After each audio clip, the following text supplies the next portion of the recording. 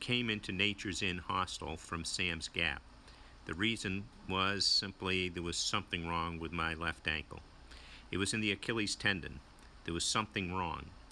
But that night, I spent some time icing it, and I got some really good counsel and advice on what to do and how to tape it. We decided early the next morning we would continue to hike.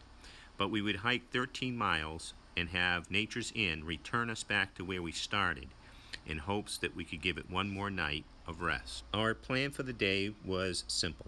Nature's Inn hostel would bring us back to Sam's Gap. We would climb up and get ourselves to Big Bald Mountain and then make our way across, and then at the end of the day climb High Rock and then descend back into Spivey Gap. At that point, Nature's Inn hostel would pick us up and bring us back so that we would have another night of trying to take care of my ankle and see how it did after a day on the trail. We just did a 2-mile climb up out of Sam's Gap. It's pretty straight up. It's good to hit it in the morning. So how fast was that? About an hour. 2 miles an hour on the uphill. And then, I love this stuff when you come on the top of these mountains and you get these meadows. Now I'm sure you can't see it, but we'll try. You can see the next post. See the next post after that? See it right at just above the horizon there? Okay, oh, leaves. Now see way down there?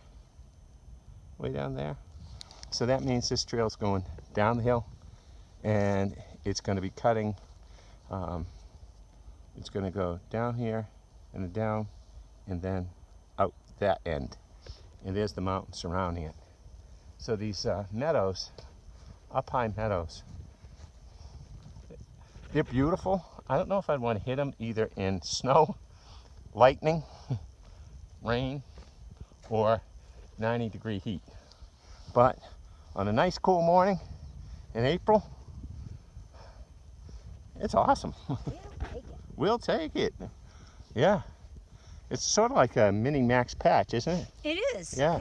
And I wasn't aware of how many of these there are. I think people just take one because they know, oh, it looks like every other one, but I think it's important for people to know how many there are. Yeah. What we hit, 2 or 3 yesterday? Yeah. Hit one by the FAA satellite there. Yeah. I always appreciate the one tree that grows up on these. Somebody told me years ago that farmers would always leave one tree up high to take refuge in under. In a hot day they could sit there in the shade. And I think that makes a lot of sense. Maybe this will give you an idea of our altitude. Okay. Okay, see the roads down there? And then see the first row of mountains? And then there's another there, and there's another back there. And way over there. This is what you lump up these mountains for.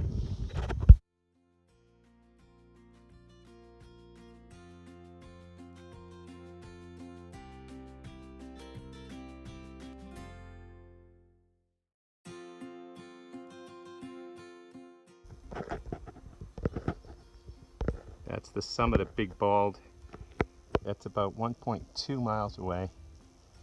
And it's going to be a pretty good elevation. We're going straight up here and across that ridge and then up that hill and to Big Bald.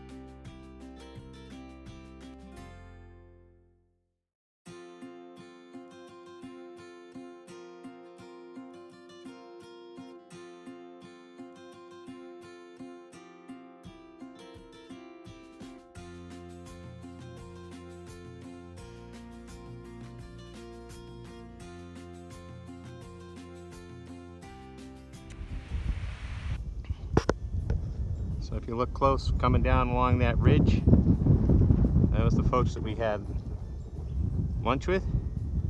Honey bear and granite. Honey bear and granite, yeah. And this is the views here. Go on and on. It's got to be like 6 ranges of mountains. And then up ahead, looks like we go back into the woods and down.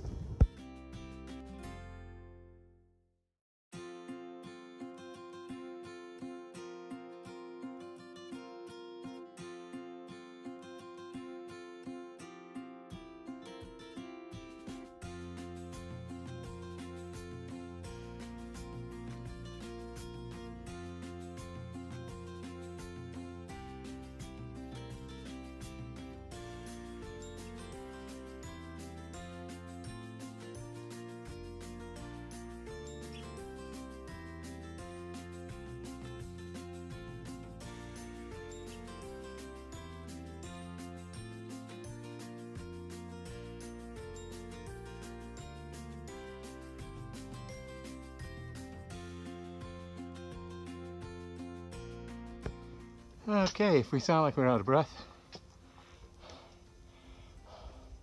we are. This is the climb up to High Rock Summit. I think it's 4280, not sure. Sheer cliff above. How you doing? Okay. End of the day. Certainly is. Good place to hide in the storm right there, as long as it was coming from behind you.